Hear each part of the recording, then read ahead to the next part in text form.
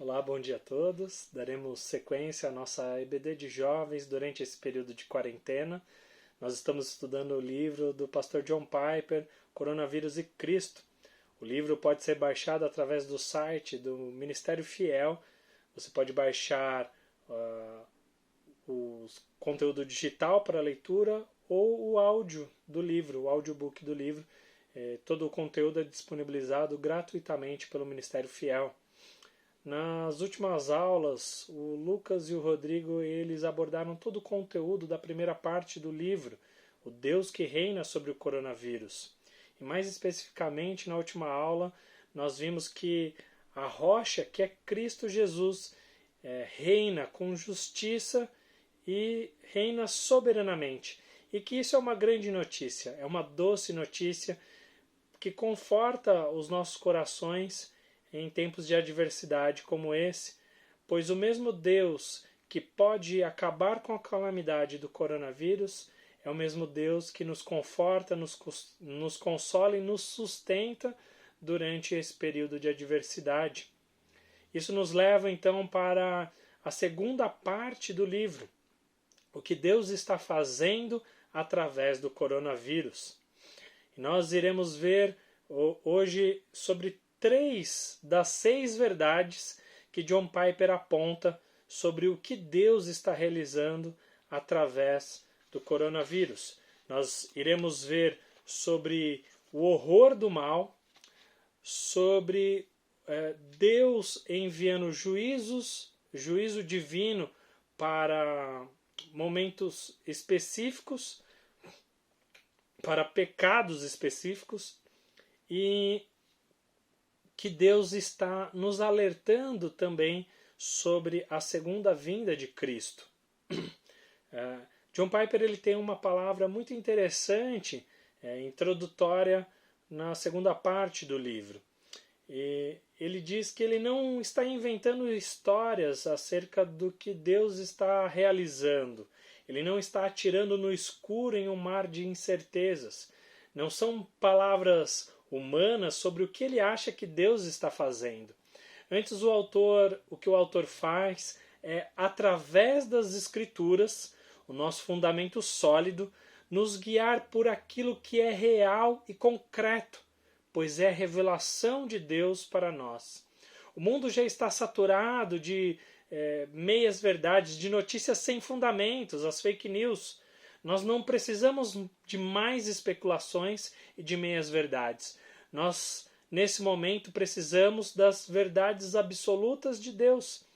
E assim como Cristo orou, e nós podemos ver essa oração em João 17:17, santifica-os na verdade, a tua palavra é a verdade. A palavra de Deus ela é fundamental nesse momento de adversidade. Ela é, na verdade, fundamental em todos os momentos em qual nós vivemos.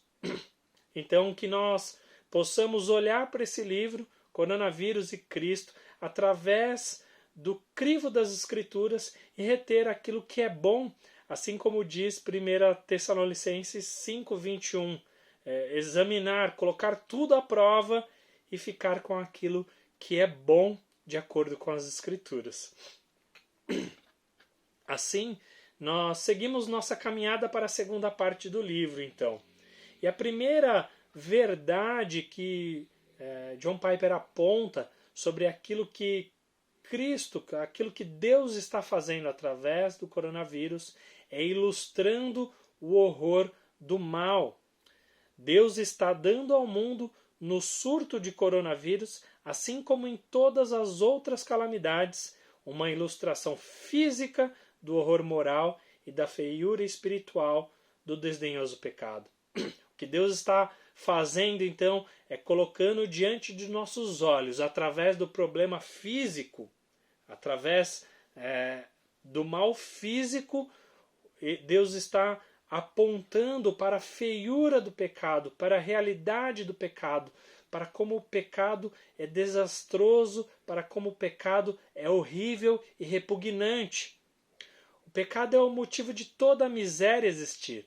Nossos olhos se voltam para Gênesis 3, o relato da queda do homem, e entendemos a miséria, o horror e o sofrimento ao qual nós estamos submetidos nesse mundo.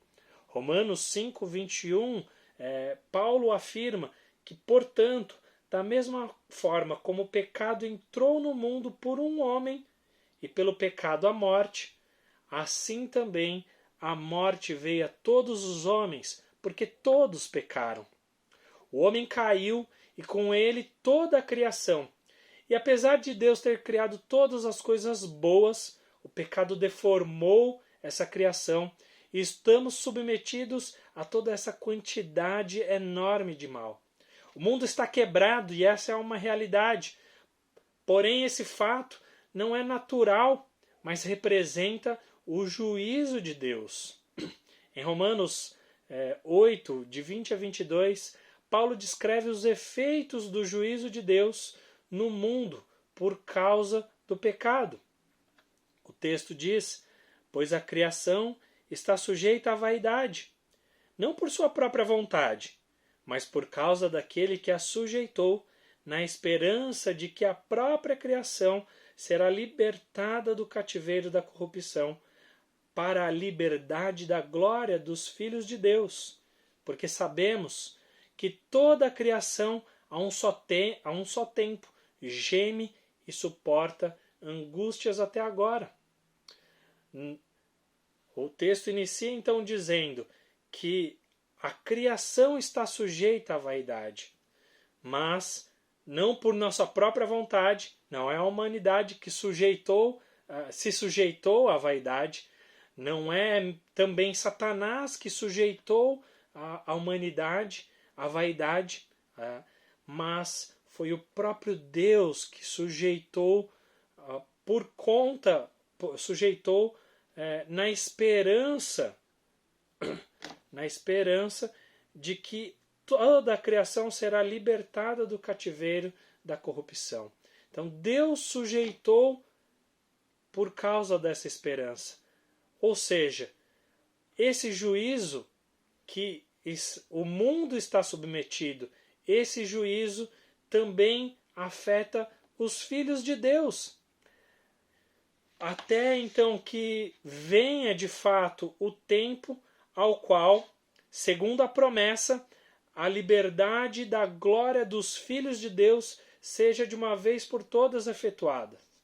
Contudo, nesse presente momento, nós ainda gememos com toda a criação, esperando ansiosamente nossa adoção como filhos e a redenção de nosso corpo.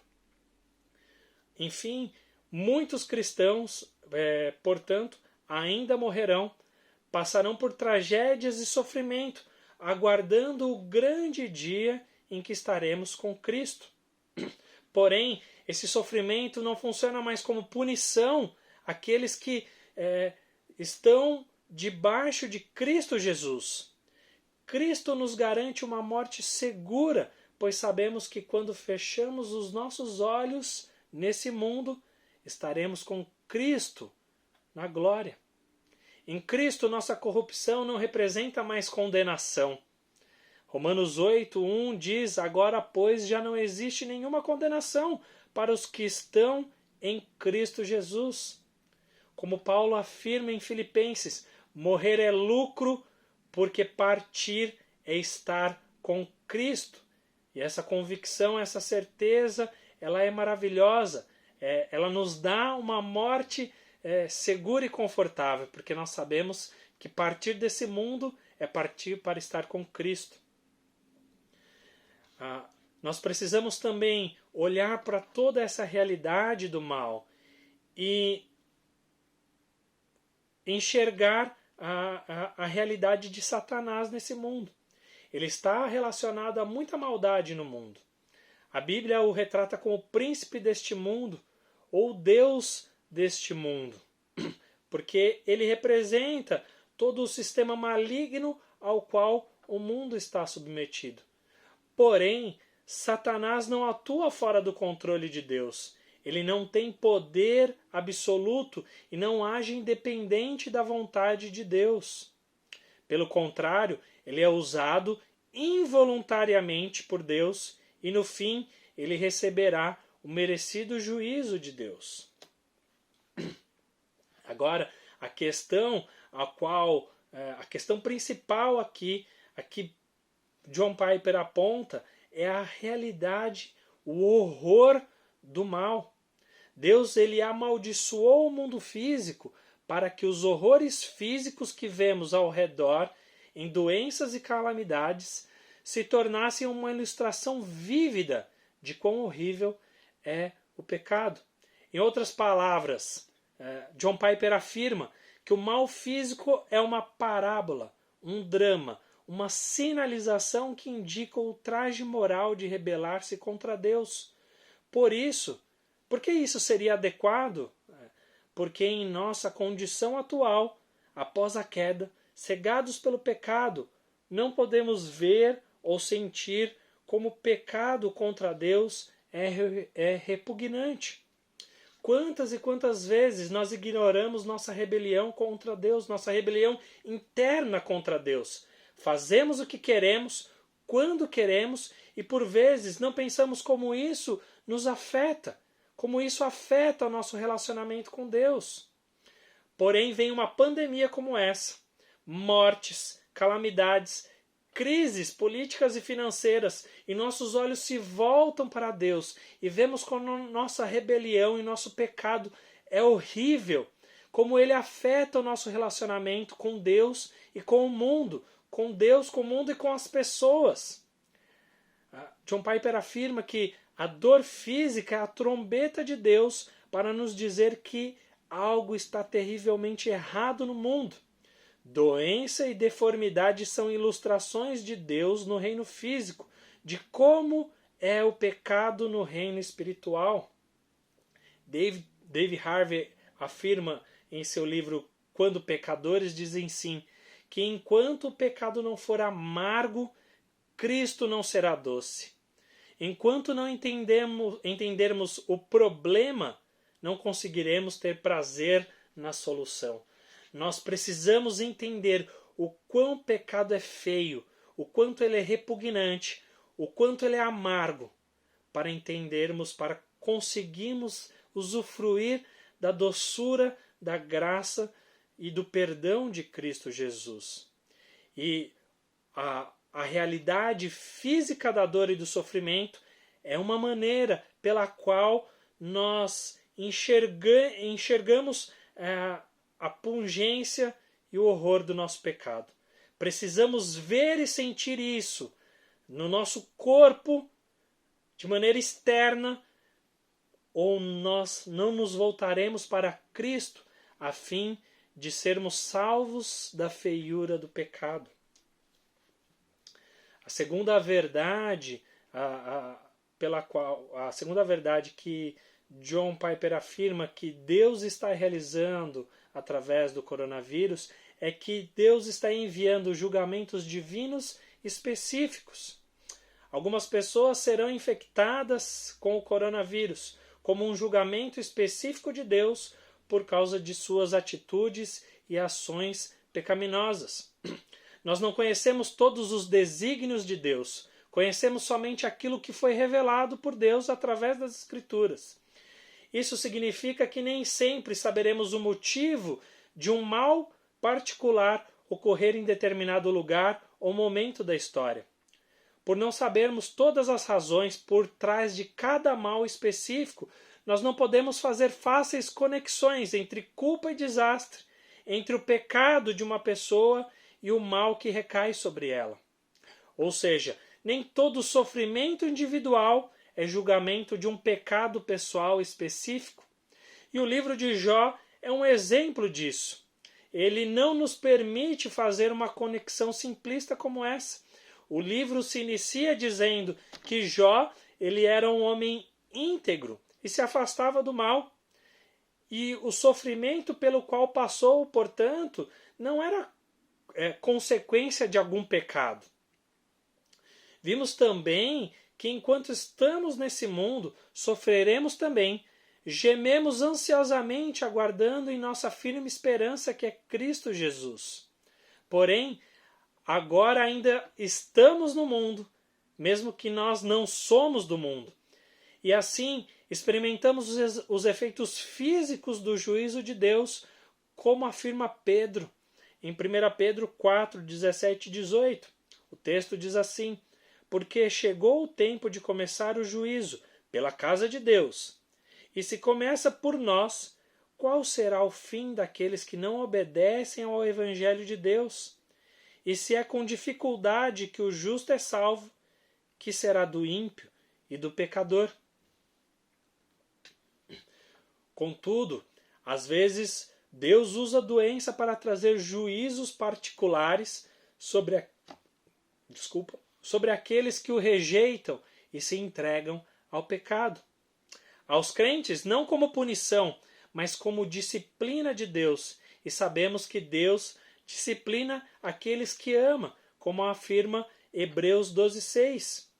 Nós temos exemplos disso na Bíblia. No Antigo Testamento, Deus trazendo disciplina sobre o seu povo sendo oprimido por outros povos, com vistas a arrependimento e a restauração do seu relacionamento com Deus. Nós temos o exemplo de Davi, que por conta do seu pecado, do seu adultério e do seu assassinato, Deus disciplina, ceifando a vida de seu filho do seu primeiro filho com Betseba. Nós vemos a consequência, a disciplina de Deus na vida de Davi também em outras áreas. No Novo Testamento nós vemos a igreja de Coríntios, pessoas participando da ceia levianamente, sem discernir o corpo. Então essas pessoas, como afirma o texto, algumas adoeciam e outras inclusive morriam. Né? O texto usa o eufemismo que algumas dormem, né? Um eufemismo para a morte. Mas nós também temos não cristãos que por vezes são punidos por Deus. Deus executa o seu juízo e essas pessoas experimentam sim a ira de Deus sobre suas vidas. Nós também temos exemplos disso. No Antigo Testamento, por exemplo, o Império Babilônico, que foi usado para oprimir o povo de Deus, para disciplinar o povo de Deus. Mas Deus não o faz sem prometer o juízo contra aquela nação ímpia. Deus promete o juízo sobre aquela nação por conta de sua maldade, de sua violência e de sua idolatria. Atos 12, ele narra também um exemplo bem específico sobre o juízo de Deus contra Herodes, contra o rei Herodes. O rei Herodes ele se exaltou e o texto de Atos 12, 23 afirma que ele se exaltou deixando-se chamar de Deus. E no mesmo instante, o texto diz que um anjo do Senhor feriu Herodes por ele não haver dado glória a Deus, e comido de vermes, morreu. Essa punição merecida é apenas um exemplo do juízo de Deus que vemos, como vemos em Romanos 1,18, o qual diz: a ira de Deus se revela do céu contra toda impiedade e injustiça dos seres humanos, que, por meio da sua injustiça, suprimem a verdade. Portanto, embora nem todo sofrimento seja um juízo específico para pecados específicos, alguns o são. E pessoas, portanto, ficarão doentes e irão contrair coronavírus por conta, sim, do seu pecado contra Deus. Alguns como forma de disciplina, aqueles que estão em Cristo Jesus, e outros porque suprimem a verdade e rejeitam a Cristo Jesus e continuam pecando deliberadamente. Isso deve nos levar a uma reflexão sobre a vida que levamos. Aos cristãos, como já foi afirmado, se estamos sendo displicentes em nosso relacionamento com Deus e pecando deliberadamente, poderemos ser disciplinados com vistas ao arrependimento e restauração. Aos não cristãos, como um chamado urgente a olhar para Cristo como a única esperança para a resolução do mal e do pecado.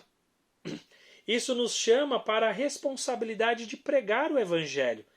Pregar o Evangelho é sempre uma exigência urgente, tanto em tempos de calmaria como em tempos de adversidade como esse. Nós precisamos levar a mensagem do Evangelho à frente para essas pessoas que estão passando por essa situação de adversidade e não têm a esperança que nós temos, a doce esperança em Cristo Jesus.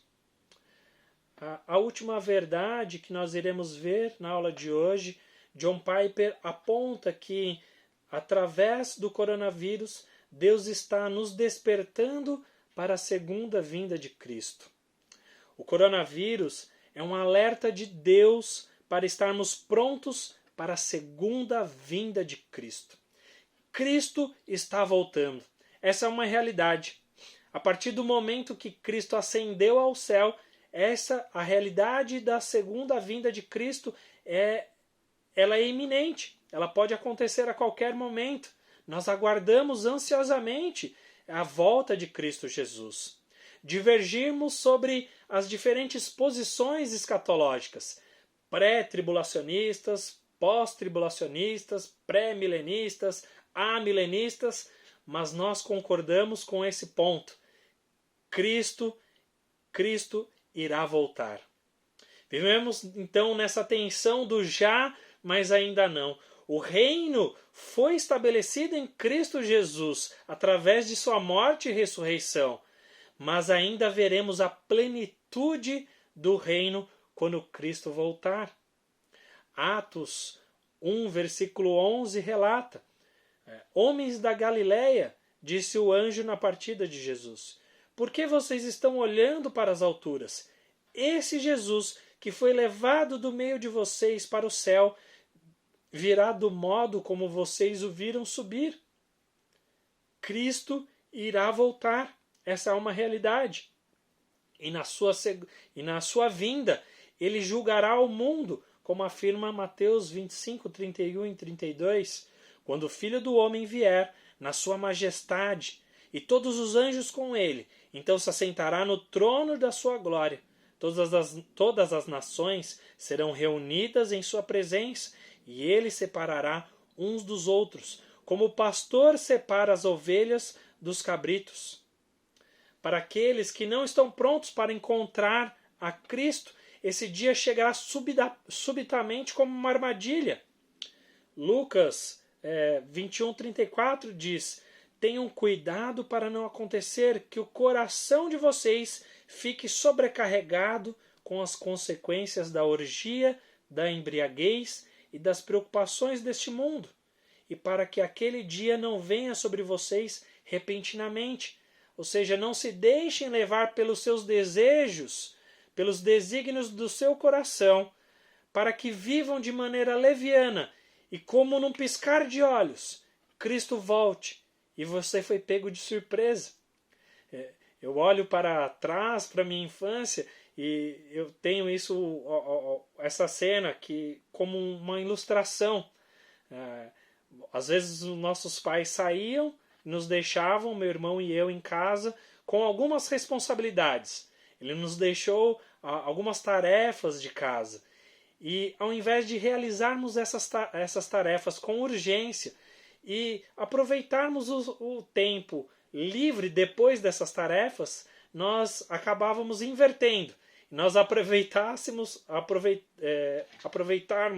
todo o tempo livre como se ele fosse completamente livre e como se nós não tivéssemos tarefas para executar. Nós, então, passávamos aquele momento realizando o desejo de nosso coração, que era descansar e nos divertir. E, de repente, nós ouvíamos o barulho do carro, o portão se abrindo, e desesperadamente tentávamos arrumar as tarefas de casa, mas claramente não dava tempo. Nós fomos pegos de surpresa porque seguimos os desígnios de nosso coração e fomos pegos não preparados, mas de maneira repentina, despreparados.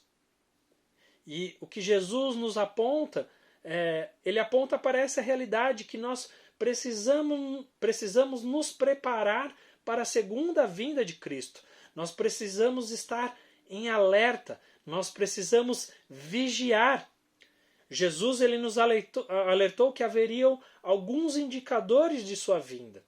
Guerras, fomes, terremotos, os quais ele chama de princípio das dores, como em dores de parto, como ele afirma em Mateus 24, 7, 8. Paulo ele diz, retomando essa ilustração, que a própria natureza criada será libertada da escravidão, da decadência em que se encontra, recebendo a gloriosa liberdade dos filhos de Deus. Sabemos que toda a natureza criada geme até agora como em dores de parto. E não só isso, mas nós mesmos, que temos os primeiros frutos do Espírito, gememos interiormente, esperando ansiosamente nossa adoção como filhos, a redenção do nosso corpo. Romanos 8, 21 a 23. Portanto, é como se toda a criação gemesse como em dores de parto, esperando a restauração que Cristo Jesus irá trazer de maneira plena na sua segunda vinda. Jesus, portanto, ele nos ressuscitará dos mortos e nos dará corpos novos e gloriosos, como afirma Filipenses 3:21. Tudo isso faz parte do plano de Deus e nos serve como um alerta. Cristo está voltando. Essa é a realidade. Portanto, nós precisamos vigiar. Jesus quer que vejamos as dores de parto, incluindo nosso sofrimento agora nesse mundo, como o coronavírus, como essa pandemia, como enxerguemos essas dores e esses sofrimentos como um lembrete, um alerta de que ele está vindo e que precisamos estar prontos. Mateus 24, 44 afirma: estejam também vocês preparados, porque o Filho do Homem virá a hora em que vocês menos esperam. Você não precisa de uma data específica para levar a sério o que Cristo diz. E o que ele diz é contundente e inconfundível. Marcos 13, de 33 a 37, diz: estejam de sobreaviso e vigiem, porque vocês não sabem quando será o tempo. Portanto, vigiem, porque vocês não sabem quando virá o dono da casa. O que, porém, digo a vocês, todos vigiem. Cristo afirma diversas vezes: vigiem para que vocês não sejam pegos de surpresa, para que vocês estejam prontos, para que vocês estejam preparados. Olhem os alertas desse mundo, olhem o que está acontecendo e vejam os sinais da segunda vinda de Cristo. O coronavírus, portanto, como afirma John Piper, é um alerta misericordioso para estarmos prontos para a volta de Cristo. E estaremos prontos quando formos até Jesus e através dele recebermos o perdão pelos nossos pecados, nos arrependermos de nossas obras más e caminharmos com retidão caminharmos como retidão agora como filhos de Deus, como súditos do reino, respeitando e dignificando a nossa nova cidadania. Nós não somos mais cidadãos do reino, desse reino terrestre, nós somos cidadãos do reino celestial. E nós devemos viver de maneira digna como cidadãos do reino dos céus. 1 Tessalonicenses 5, de 4 a 10, afirma: nós não estamos mais em trevas, para que esse dia nos apanhe de surpresa como ladrão. Porque vocês todos são filhos da luz. Assim, pois, vigiemos e sejamos sóbrios, porque Deus não nos destinou para a ira, mas para alcançar a salvação mediante nosso Senhor Jesus Cristo, que morreu por nós, para que quer vigiemos, quer durmamos, vivamos em união com Ele. Nós não estamos mais destinados à ira se estamos debaixo do senhorio de Cristo. E quer nós vivamos ou morramos, nós estaremos com Ele. Portanto, que nós possamos vigiar, estar atentos para os sinais que anunciam a volta de Cristo. Atentos e andando com retidão a caminhada que Cristo nos propôs. E também de maneira responsável sobre nosso chamado a evangelizar, fazendo discípulos para Cristo.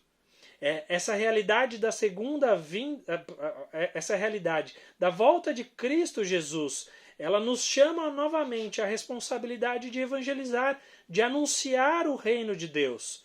Porque o mundo está vendo os sinais da segunda vinda de Cristo, mas correm como se não houvesse esperança. Eles não entendem os sinais. Essa semana o ator Flávio Migliaccio cometeu suicídio e deixou uma carta dizendo: a humanidade não deu certo.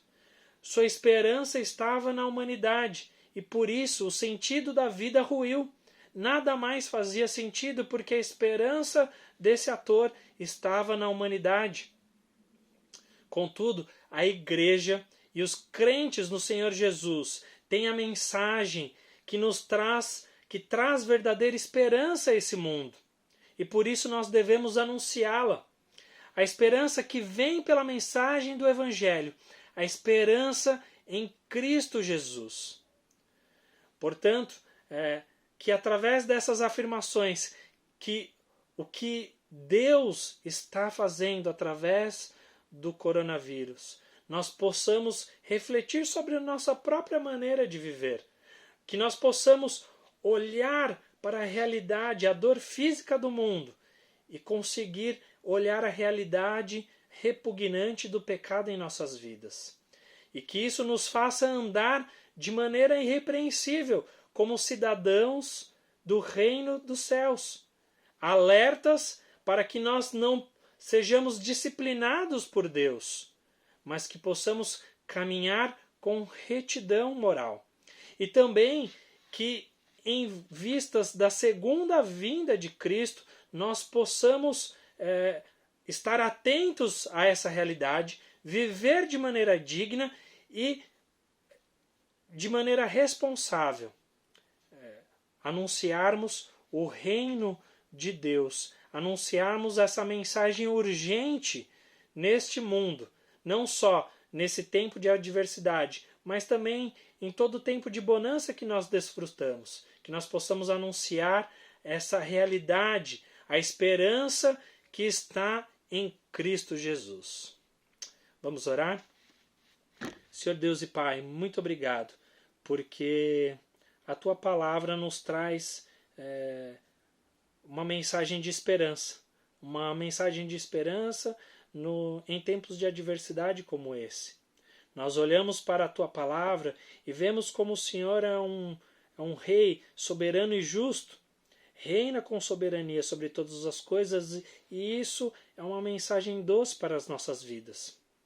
Olhamos também para a realidade da dor física, a dor física neste mundo, e podemos fazer uma conexão sobre a realidade repugnante do pecado em nossas vidas.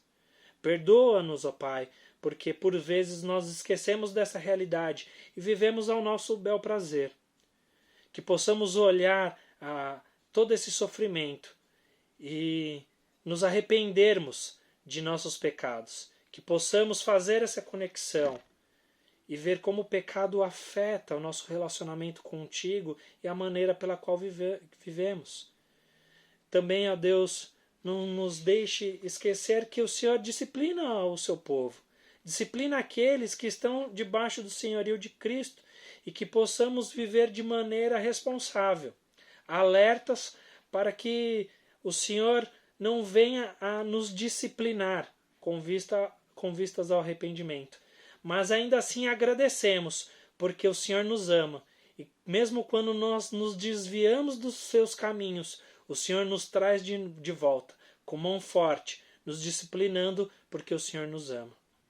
Também, ó Deus, agradecemos a Ti, porque todos esses sinais, toda essa maldade, as calamidades do mundo, nos fazem lembrar que aqui não é o céu e que nós estamos esperando ansiosamente a sua vinda, a qual irá de fato nos trazer, nos levar ao céu, nos trazer restauração da corrupção do nosso corpo. Iremos desfrutar da sua companhia durante toda a eternidade, onde o Senhor, de uma vez por todas, anulará todo o mal, toda a corrupção, toda a feiura do pecado em nossas vidas e em toda a sua criação.